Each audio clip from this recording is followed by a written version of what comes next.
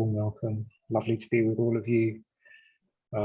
Yeah, we just had a half-day retreat here in Worthing, and I've been observing the sunshine from the inside, and the sun is, yeah, lovely to see it.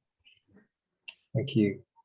Okay, so let us have a minute of silence before we start today's session. Thank you.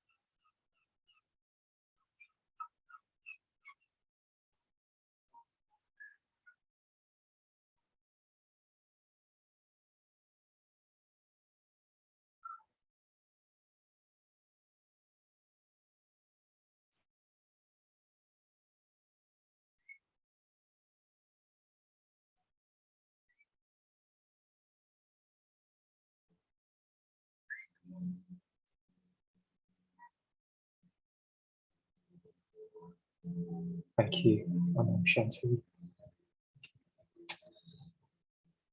So a very wonderful topic, one I think that is close to my heart, simply because I feel this has been a practice that I have had to pay attention to constantly on my spiritual journey. And actually the start of my spiritual journey started with the release of a previous life, if you like.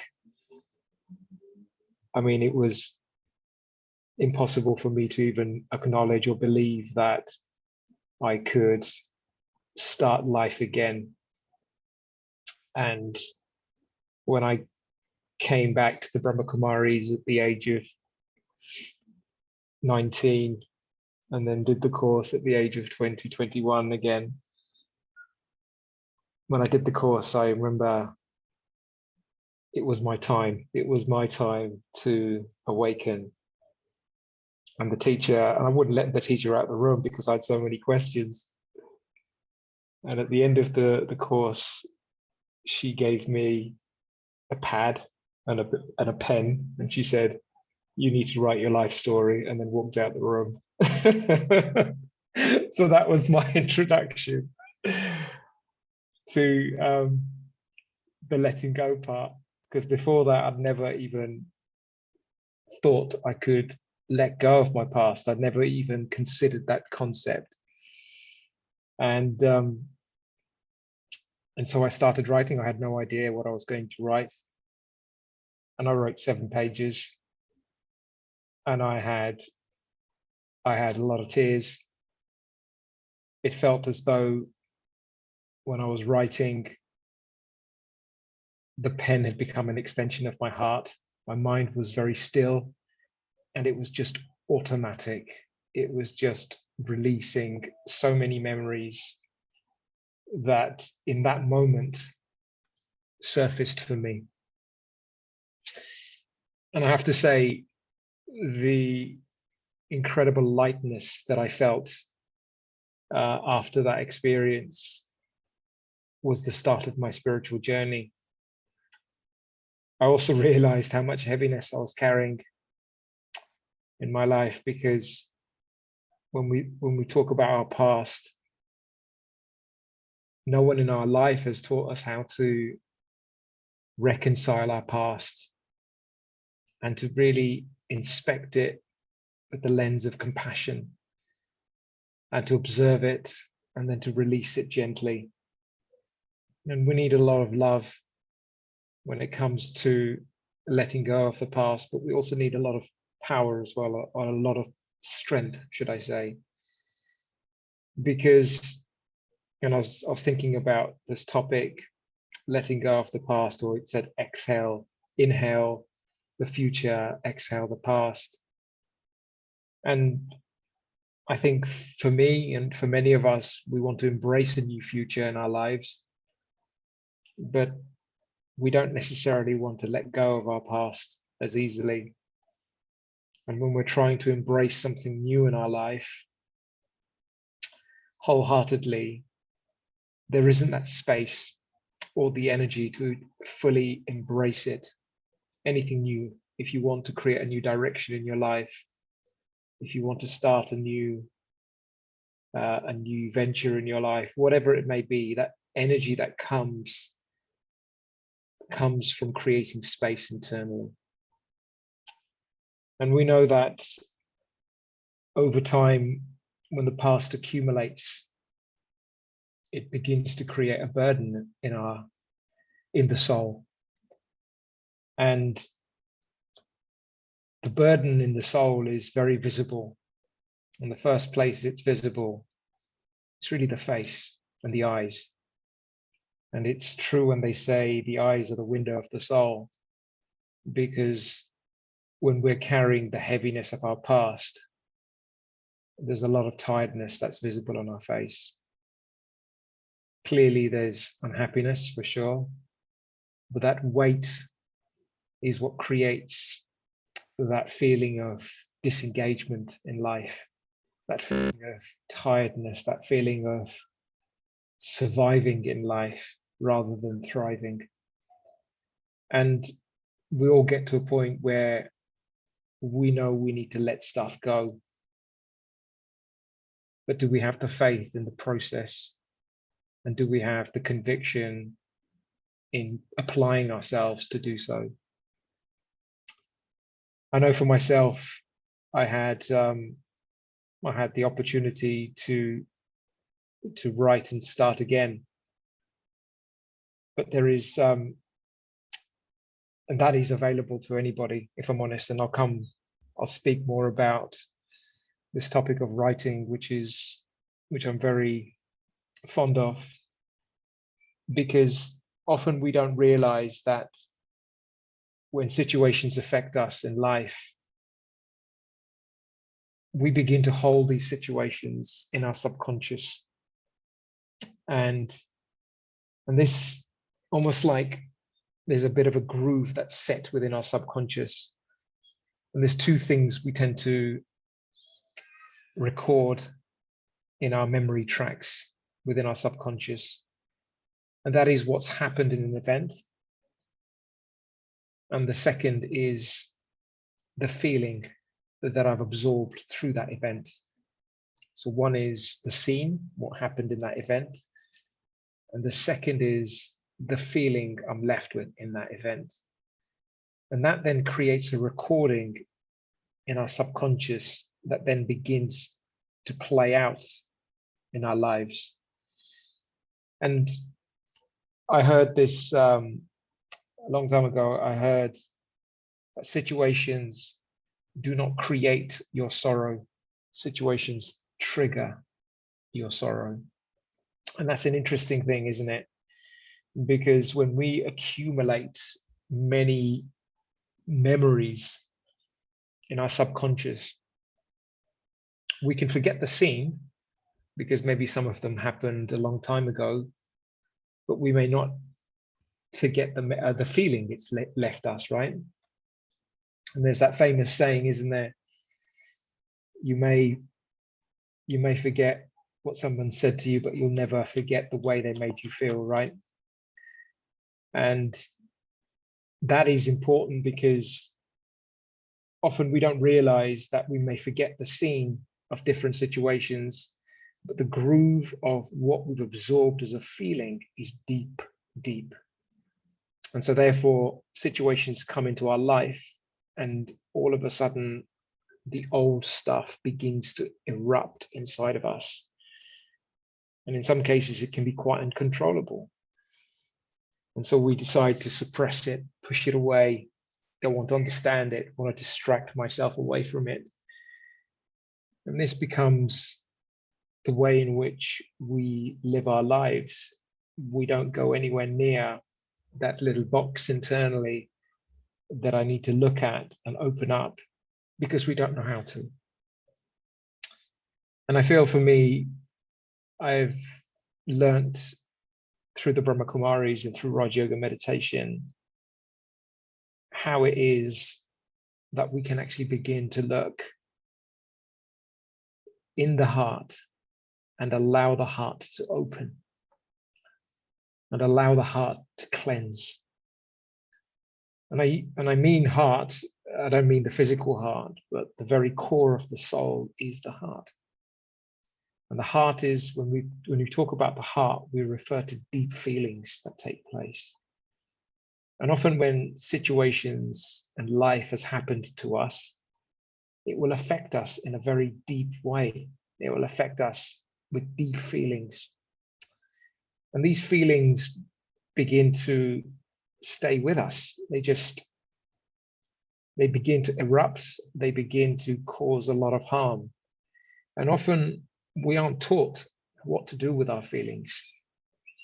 And this is something that's incredibly useful because our conditioning says we don't go anywhere near our feelings. It's something we should disregard, or we push away, or reject in some way.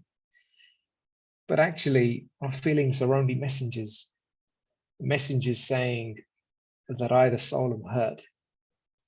And when I see feelings from a different perspective, just see them as messengers, then actually I can begin to start to work on myself to be free from whatever is triggering, because whatever external situation is triggering those feelings, that external situation is a gift.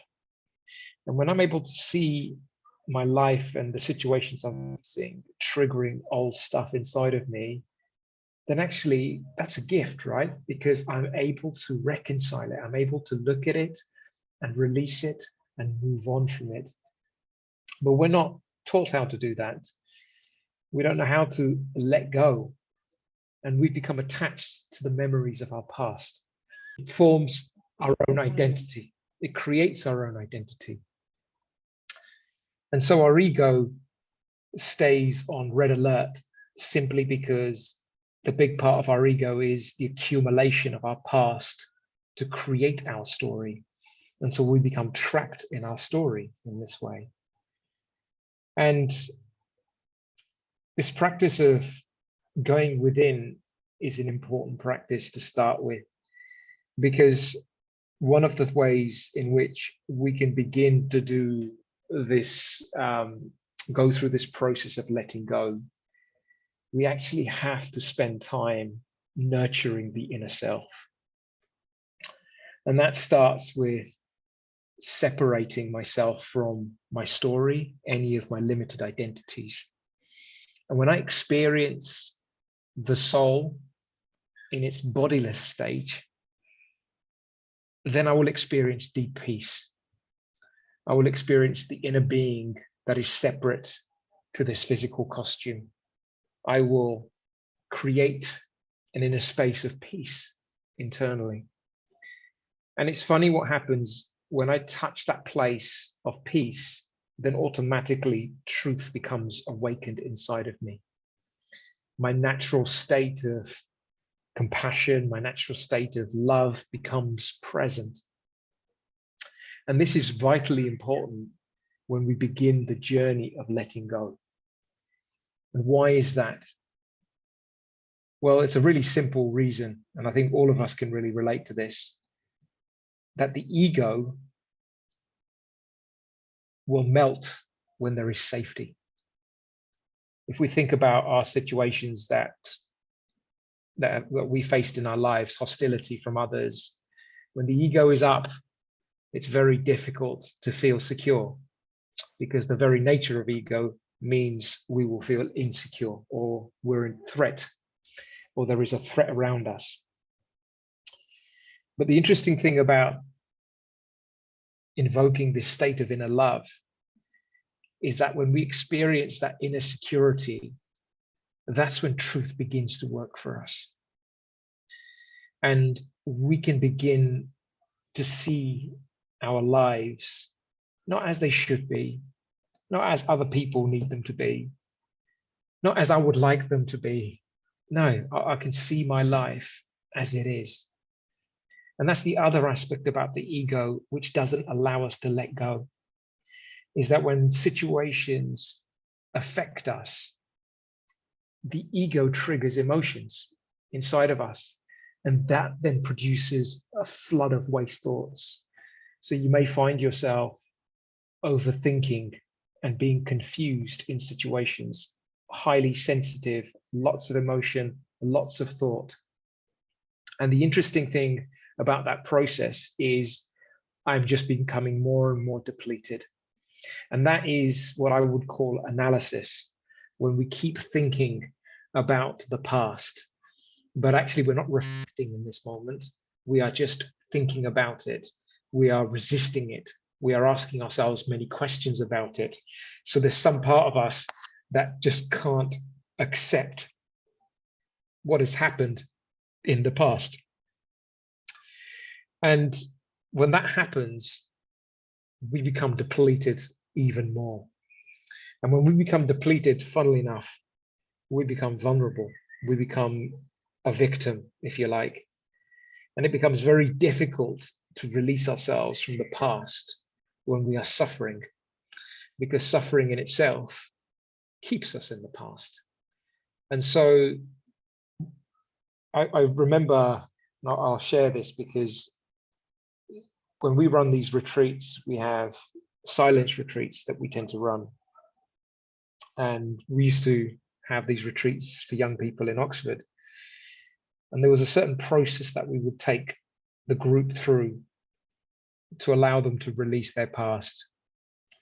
And often it starts with the first session, literally on the Friday evening, being one of creating a loving, homely environment.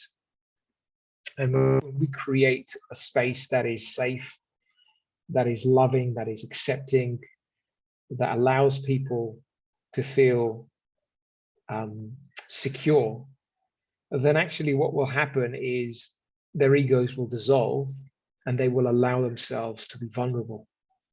And that is one of the first observations that we see very naturally. And it's almost an important first step, because until someone feels safe, they're not ready to open up. We know that from our own experience. And when someone is ready to truly open up and reveal themselves as they are, then actually they're coming from a space of truth. And whatever they say will help the soul, because they're connecting with a perspective of truth. And this leads me to the next step in the process, which is where there is love, there will be truth. And it's not something I consciously need to think about, but actually it will create a safe space internally for me to just see what I need to see. And this is the power of observation and reflection, which is different to analysis. When I'm observing something, I'm able to see it for what it is, but without being affected by it.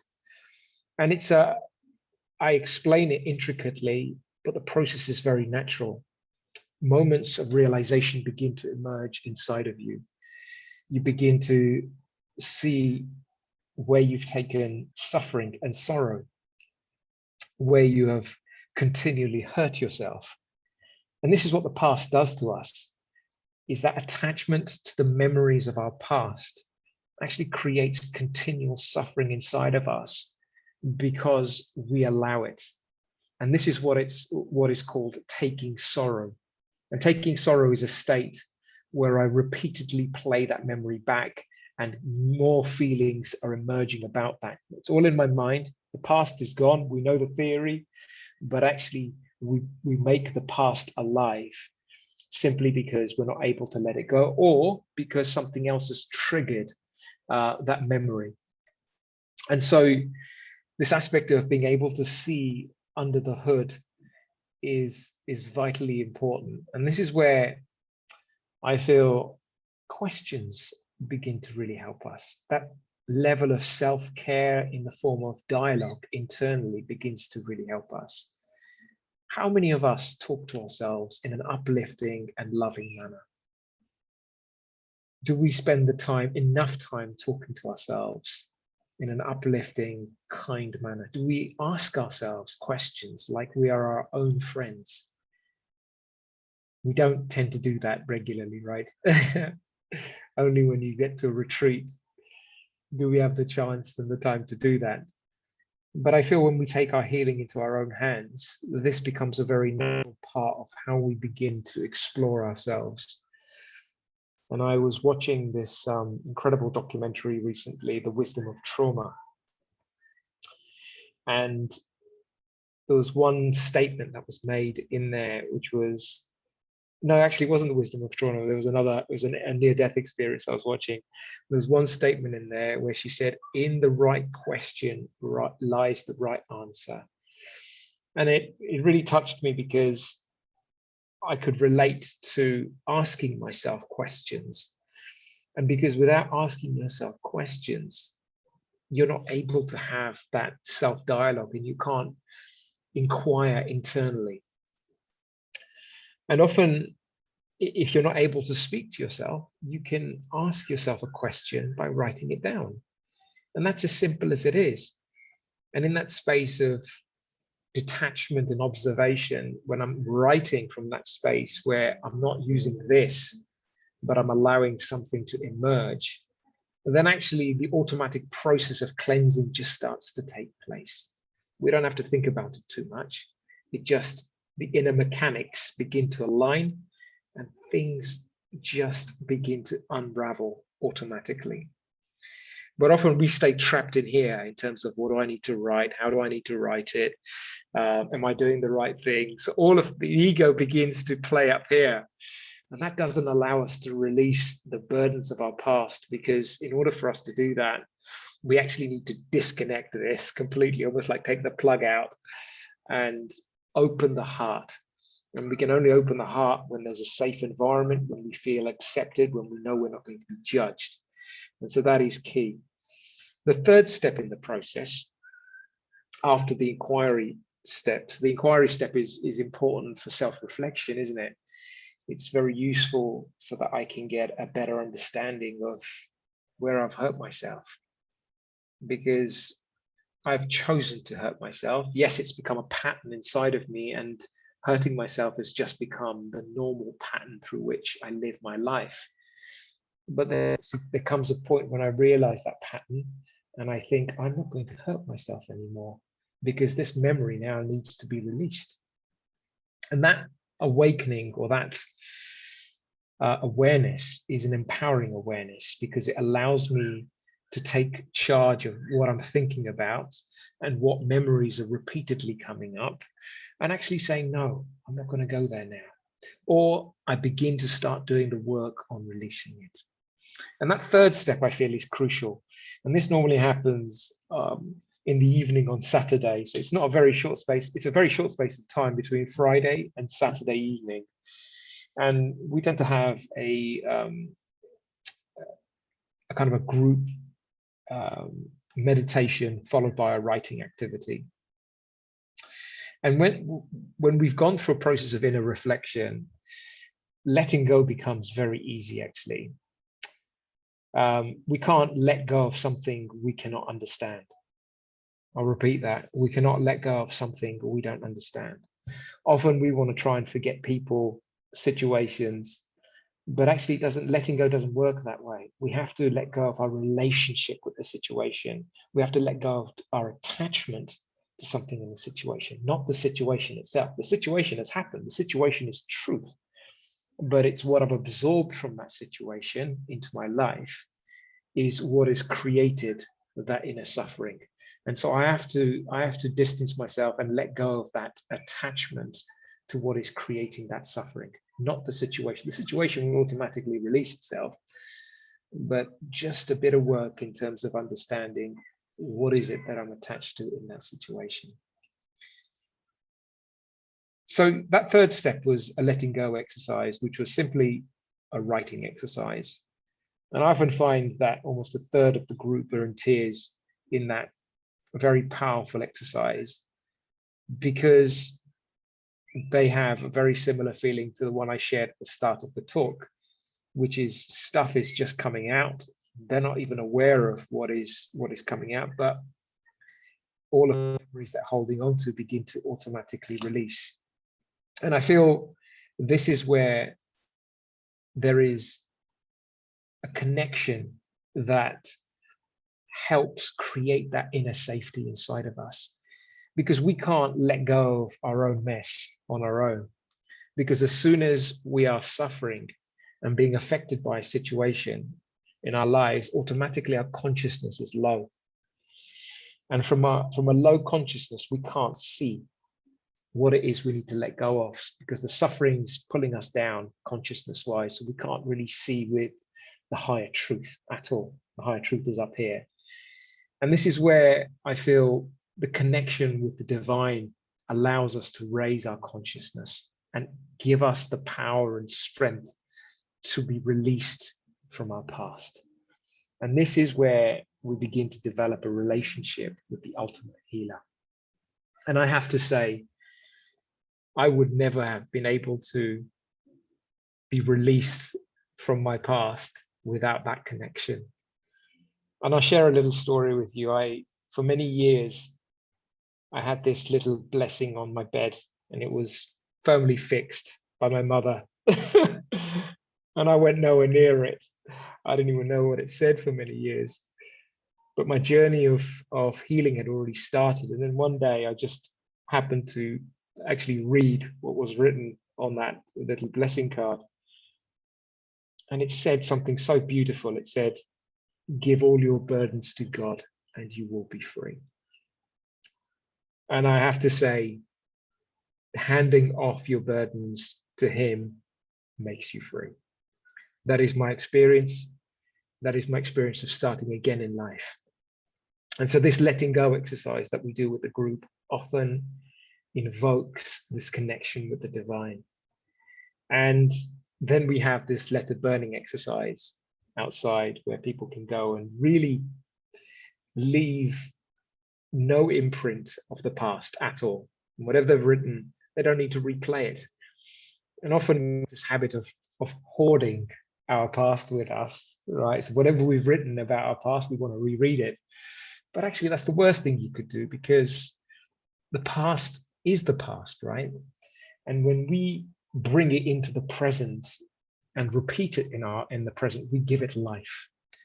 And so if we're writing to release ourselves from the past, that's exactly what it's done. The writing is just this physical body allowing the soul to really express what the soul needs to express so we can be done with it. And this is what frees the soul. And I can tell you, after that burning exercise, the vast majority of souls that have done this and have really experienced the benefit of it have a sudden influx of energy. It's almost like you can see their eyes sparkle again. You can see a level of enthusiasm and energy inside of them. And this is what the past does. When we release the weight of our past, actually it restores the soul and allows us to emerge our own inner strength, because the past is a leech. And if a leech exists, it is sucking our inner strength. There's no matter how much meditation you do, it's almost like there's a hole in your bucket. And this hole in your bucket is simply going to drain all of your spiritual power. And so this practice of continuously letting go of our past is important. And when we embrace the spiritual journey as one of recognizing that whatever comes to me in the present moment that triggers something internally is a gift for me. That awareness is empowering. It's not always easy, and I'll be honest in saying that it's not always easy, but it's truly empowering. Because when we are able to take that guidance of what's happening outside isn't creating my sorrow, it's simply triggering my sorrow. So it's showing me something about where I need to heal. And when I'm able to release those feelings and emotions and give them, then actually I will receive some insight, some realization. I will be able to forgive myself. And I often think of this analogy where if I trapped my hand in a door, it's going to hurt, right? And as soon as I pull the hand off, or maybe I've touched a hot pan, it's going to hurt. But I will tend to the hand very, very quickly and straight away. I will give it loving attention immediately. I will caress it, put some ointment on it. But actually, when our feelings come up, that's a sign of pain. It's a signal that's saying there is some pain here. How do we respond to those feelings when they come up? Do we embrace them with love like we would our hand? Or do we push them away and reject them? And when we push anything away in our life, that form of rejection is anger in some form. And when we reject anyone or anything that's happening inside of us, I'm only increasing anger internally inside. And again, when anger is present, it becomes difficult to hold a peaceful state. It actually depletes us, it creates vulnerability. And without inner strength and power, we haven't got the ability to be released. And so this 4-step process, I feel, is something that we can really embrace, because we move from being victims of why did it happen into embracing and accepting what has happened. And it's funny, it's only when you release your past can you begin to see the real value in it. Yes, the realizations in that process will deeply help, because when you have a realization, and a realization is different to an understanding. I can understand something about my past isn't right, but until I realized it, I will not be able to forgive myself. When I experience a realization deeply, that is self-forgiveness, because realization is truth. Understanding, I know I've done something wrong, but I may not know, I may not have realized it, so I won't change. Whereas realization brings the power to change. And so I have to also check that I can understand my past and I know I have to let it go, but have I really realized the hurt that I'm taking from it, the sorrow that I'm accumulating, and the burden that I'm carrying? And that often comes when I start to deepen my practice of meditation. And so if we're beginning to feel more and more emotional, more sensitive in life, then actually it's a good opportunity for us to create a routine that allows the soul to strengthen, but it also allows us to create that inner space where we can begin to be kind to ourselves. We can begin to emerge our natural feelings of soul consciousness and the qualities around soul consciousness. The love, the compassion automatically begin to emerge. And you may find yourself in one meditation just sat there. If you've made a consistent practice, and no matter how much suffering you may be going through, there will be moments where you will find yourself experience where we don't have to suffer. We just need to do the right things at the right time. And this baking in silence and in yoga is one of the most powerful ways to heal. We always hear repeatedly that silence is a healer. Why is that? Well, silence is only a healer because I'm closing this. And when this closes, this begins to open. We keep this busy up here in thought and in thought and in thought. so that we don't have to look in here. Yeah. Work of healing. Because when I close the tap of waste thoughts, which are actually coming from uncleanliness in my heart, because I keep my heart in a polluted state by holding on to the rubbish of the past. But then that rubbish of the past erupts in my mind in a way that I just can't control my mind. I can't control my thoughts in any way. My mind's all over the place. I begin to feel mental fatigue a lot. I begin to be very sensitive. I react a lot because there is no state of inner strength. And so this aspect of being able to close this so that I can begin to listen to the heart is important. And you don't have to sit there and consciously think, oh, do its automatic work. Things will just begin to emerge. And one of the beauties, one of the beautiful things actually about this process is that often when people come into silence who haven't been in silence for a long period of time because they have been distracting themselves away from what's happening internally, they will often find silence being incredibly uncomfortable. Maybe some of you have had that experience, being in silence. You actually just can't resist the urge to talk. You need to talk. But that discomfort is a sign that things are working. And it's a bit like this concept of backdraft. Has anybody heard of backdraft?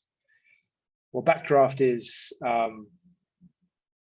effectively a term that's used with firefighters, right?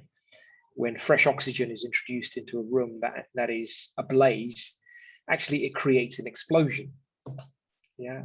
So it's the same for our hearts. You know, when the oxygen of self-compassion and love and safety has been introduced into my heart, but then that also creates a bit of an explosion internally, and it allows all of the old stuff to begin to shift. And so we have to see that as the process of cleansing. We have to see that as the process of being of lightening ourselves. And often we don't realize that the longer we carry a burden, the heavier it becomes. It's a bit like how much did this glass of water weigh? Well, it's only as heavy as long as I hold it, right? So if I hold it for 10 seconds, it's fine. It's not that heavy. But if I hold it for an hour, it's very heavy. And it's the same for our hearts. If we've been holding on to things in our hearts for a long, long time, that heaviness and burden eventually slows us down to a point where there just isn't happiness in life. There just isn't energy in life. There just isn't this feeling of being open-hearted. So we find ourselves distracting ourselves until such point that we can't. And sadly, we only change when we have to, when the suffering has become so intense that that we have no choice. But when we have faith in this process and we acknowledge and experience the release of allowing our hearts to be free, then it will genuinely feel like your life has started again. It will feel like your heart can breathe again. You will feel so much more open-hearted naturally. And when you're in this state, actually you will think less. You will just begin to feel life more. You will become very naturally present.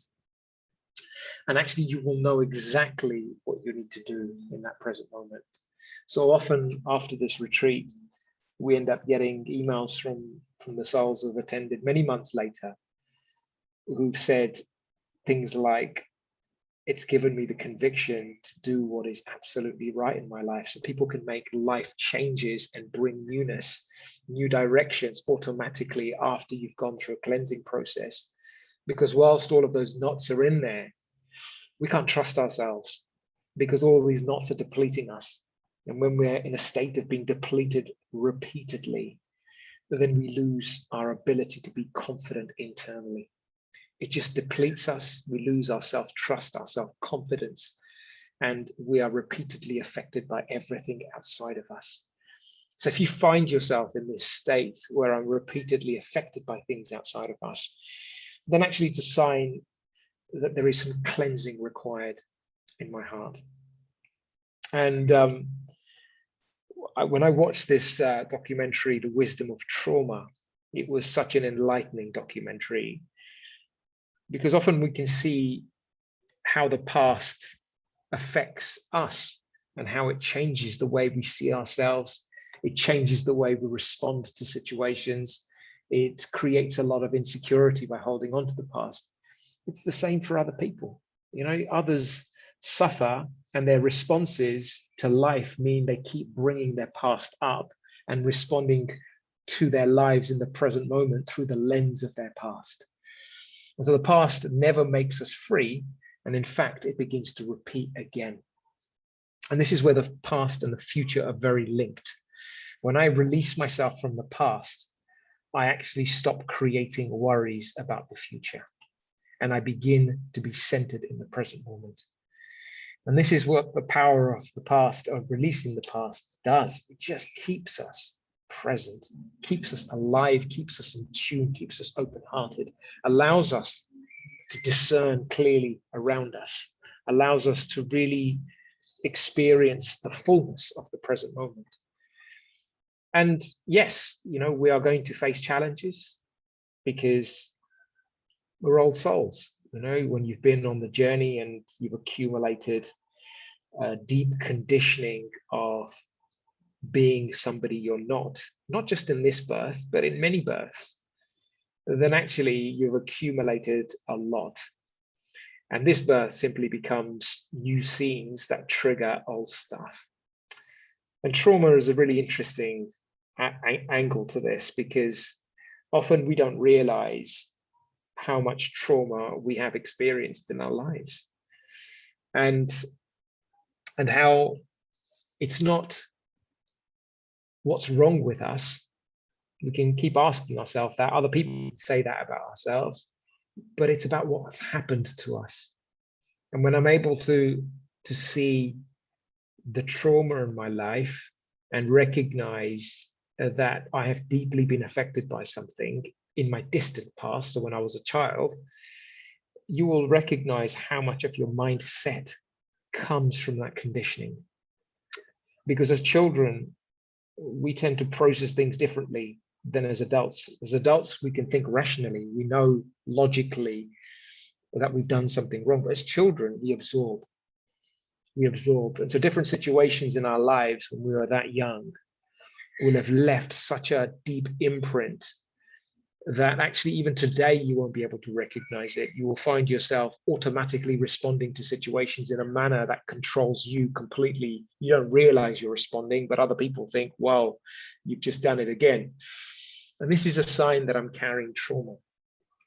And so this work of healing and compassion requires us just to start the journey with putting myself first, and then beginning that dialogue with myself and maintaining this connection with this divine source, so that I can release what's in my heart and what's coming up for me. And I don't need to go into my past. I just need to focus on what's triggering emotions and feelings in situations now, and releasing those emotions and feelings.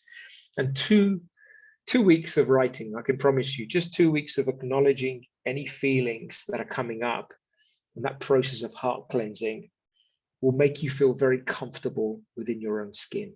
You will embrace yourself for being able to do that. You will love yourself for who you are, regardless of your faults. There'll be so much more self-acceptance. And I feel self-acceptance is the key. Without accepting yourself as you are wholeheartedly, we cannot change. We absolutely cannot change.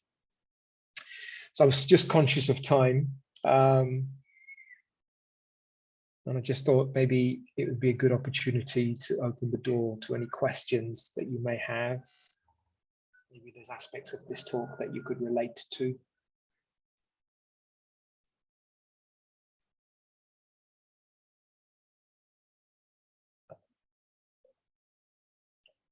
Sure.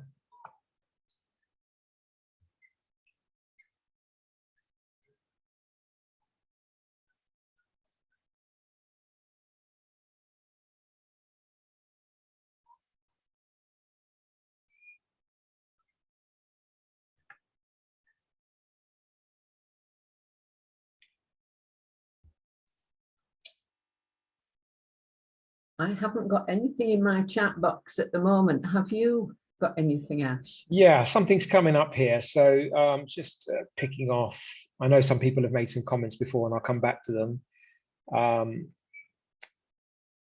So yes, so this question is, so when you said we have to accept ourselves first, then how hard is this? Well, it's not a question of how hard it is. I guess if we've been used to rejecting our feelings and rejecting those signals internally that are telling me that I am in pain, then I just need to open myself to them and just allow them to emerge and acknowledge them and respect them and just recognize that they're coming up for a reason. And this is self-acceptance. It may not be something you like, but it's real, it's truthful. And so I have to embrace that and allow myself to understand what those emotions and feelings are. And until I'm able to see those emotions and feelings and recognize the sorrow that I've taken in that situation, I can't accept it. I can't accept it. So, you know, I go back to that point I made earlier, which is you can't accept anything you can't understand. You know, you have to understand something, right? Once I understand it, then I can accept it. And so understanding what's happening internally is the first step. Acceptance will naturally follow when I've understood it honestly. I hope that helps. I'm just going to move on to the next question. Often a man is told not to cry. Did you ever cry? Bucket loads. Bucket loads.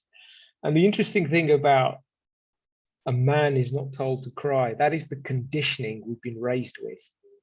And that is a state of ego when I identify myself as a man, and that conditioning that says man cannot cry. So that allows me, in that consciousness of ego, I will suppress my feelings. I will not go there. Man can't cry. But yet when I separate from that egoic identity and I recognize the journey of the soul, and the journey of the soul is simply that I've traveled many scenes in my life, and each scene will have left its imprint in a good way or in a not so good way. And when I recognize the journey of the soul and the impact each scene has had in my life, then I will recognize the burden that I'm carrying. And if I face myself with love and open heart, and my open heart allows me to release what I'm going through or acknowledge what I'm going through, then tears will naturally follow. You know, and I feel this is a big part of healing. You know, you don't know how much sorrow you're carrying inside of you until it comes out. And I remember I was as a young boy, and there was a social group that I'd gone to, and I was invited there by, you know, kind of, there's a school social group for young students, and by young I mean, you know, aged between 6 and 9. And when I went there, there was the happiest little boy there. He had these glasses, thick rimmed glasses, and he was just so full of life. And I just thought, this child is so loving, right? And I played table tennis with him, and we sat down afterwards, and I did a meditation with the group, and it was about the thoughts. Anyway, this young boy came up to me afterwards and he said, I heard what you said about thoughts. I keep having very bad thoughts in my mind. Can I talk to you about them? And so we sat down and I began to understand the trauma he had experienced. He said, my mum has left my dad, and my dad has left my mum, and my mum is about to leave me. And with that, this young boy cried for 20 minutes solid. And it was a scene that I've never witnessed in my life, but we don't know what we're carrying until it comes out. We don't know the effect that our past has had on us until we're able to see how unhappy we are in the present moment. And so paying attention to our hearts and really honoring and creating a clean space in my heart in a way that says, I do not want anything unclean in my heart. So if anything comes up feeling wise that I need to acknowledge, let me embrace it, let me write it down, and let me accept it, because I will move closer to being more compassionate towards myself. And without that, there cannot be change. Okay, I don't know whether that answers your question, but yeah, I'm sure it does, yeah. I find it very, very, very hard. And I think your question was related to accepting yourself. Accepting yourself isn't going to be a logical mental exercise. That's the first thing I'll say. But you will begin to accept yourself the more you experience yourself. The soul has been neglected because we've been trapped in the ego. When we practice this form of meditation of soul consciousness at the Raj Yoga centers, a continual practice, and you will see a massive change in the way you feel about yourself. That has to be the starting point, because until we bake in that environment of our own true nature, we won't be able to see truthfully. And if we can't see ourselves truthfully, we cannot accept ourselves. And so that first step is important. And then that next step will come when I'm able to just let go and release whatever needs to be released. Okay, so I'm just kind of conscious of time. I'll just take, yeah, okay, this is a good question. Okay, and I'm just going to go back because I think I missed the question. So Audrey said, what if someone finds it difficult to feel their feelings? Yes, I think that's something that a lot of souls come with. And I think at that point, listening to your body is also important, because often we may not be able to listen to our feelings, but we will be able to see the signs of the impact of stress on our body. And it's important for us to acknowledge these are other signs that we are affected by something. And the signs will manifest physically, the signs will manifest in our health, the signs will also manifest in our unhappiness. And so when I'm finding signs of heaviness or signs of unhappiness or signs of me repeatedly going back into the past, then that's a sign. That's a sign that I need to begin to do some inner healing work. And just baking again in this state of soul consciousness for a period of time, often we rush too quickly to try and fix it, because the ego is used to trying to fix the past and put it to one side so I can move on. No, unfortunately, it doesn't work that way. So we have to begin to honor the process and give ourselves special attention and create that loving feeling inside of us. And that will do the work automatically.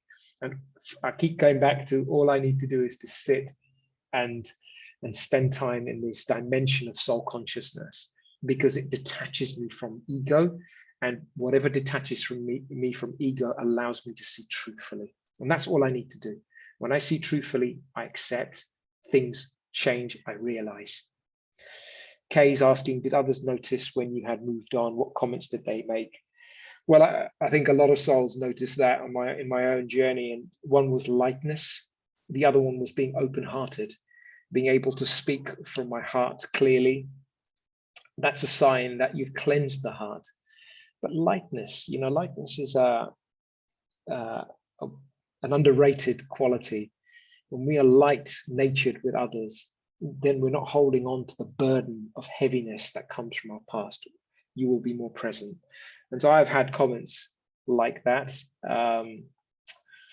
So your next question was, my family would not allow me to heal by talking about my divorce. I wanted my family to support me as it was arranged, as an arranged marriage, but they never have.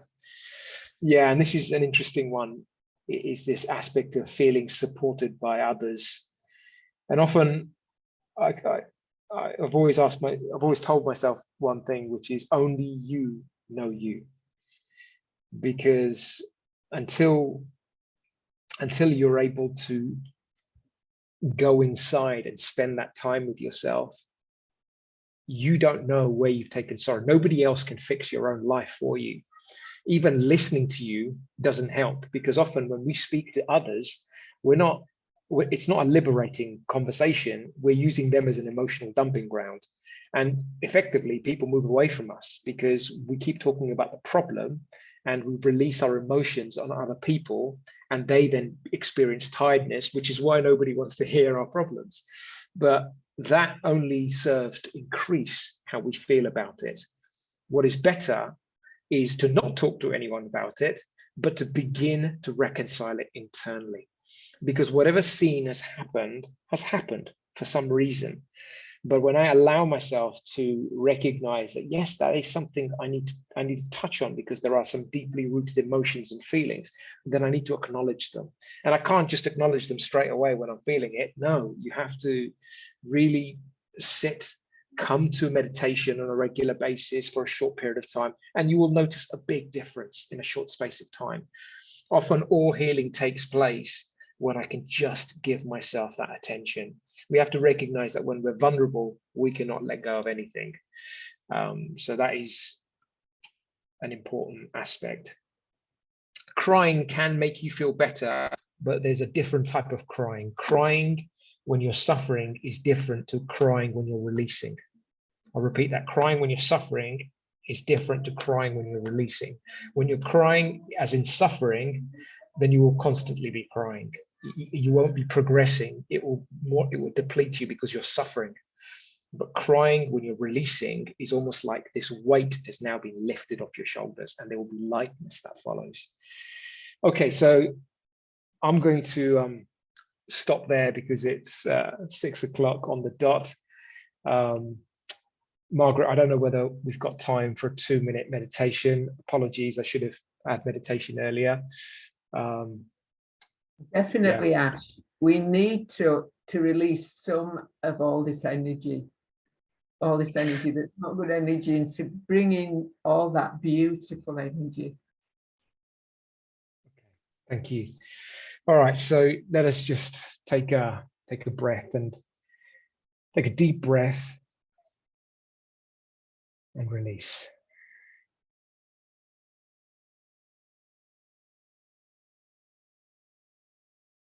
Now just turn within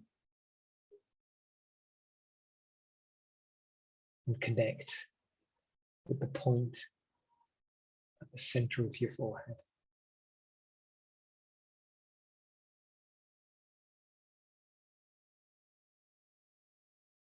And as you begin to experience yourself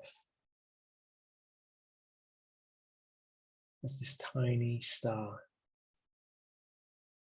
within this body, sat behind your sense organs, you begin to realize that actually I'm not this body.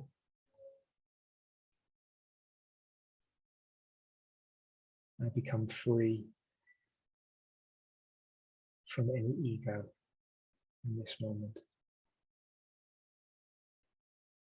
Any false identities just slip away.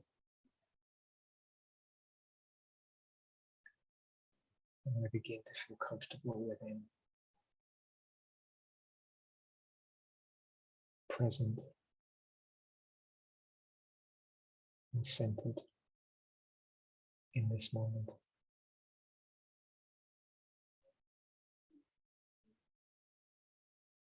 And as I go deeper within, this feeling of calmness and inner peace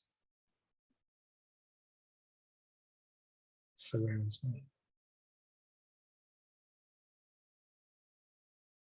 I recognize that there is drama outside of me, around me, but I am sat in this safe inner space, detached from the world around me, ready to become the observer of my life.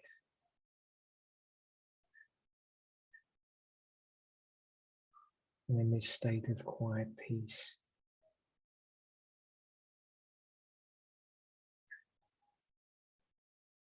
I become aware that I am a being of love.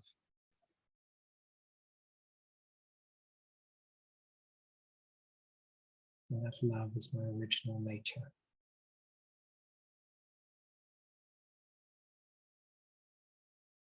And in this gentle, kind, compassionate, loving space, I embrace myself.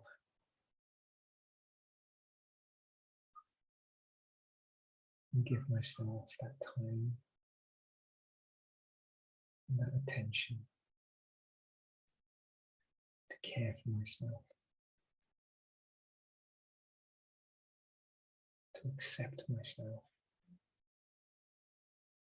as I am, however I am.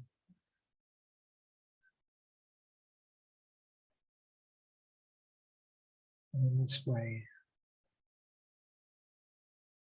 my heart begins to open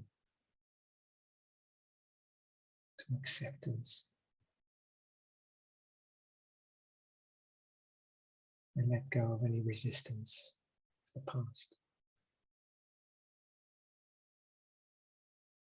And I begin to embrace and surrender to whatever is, because I know it is what it is.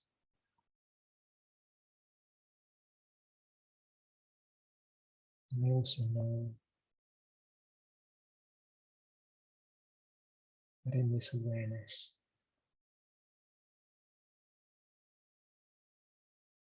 I can create a connection with the Supreme and the Divine, the source of unconditional love.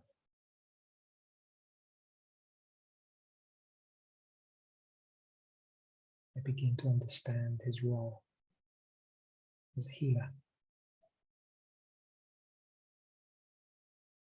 And all I need to do is to give my burdens.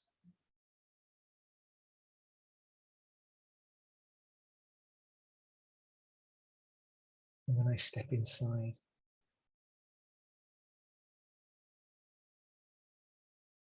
in my awareness of being a being of light, and the heart opens to truth, I'm able to see myself honestly and clearly. I'm able to understand and realize. And with the power of this realization, I can give away whatever no longer serves me and release it from my heart.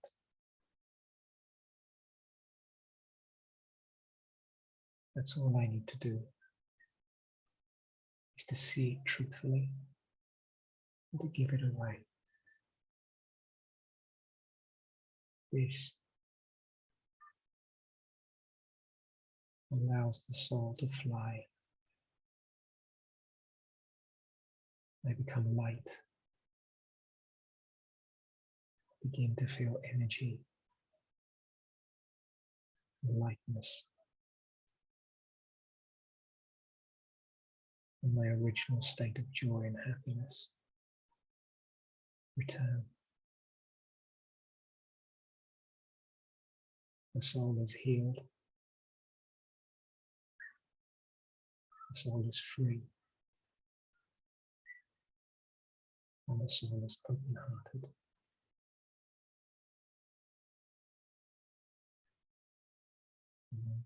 Shanti.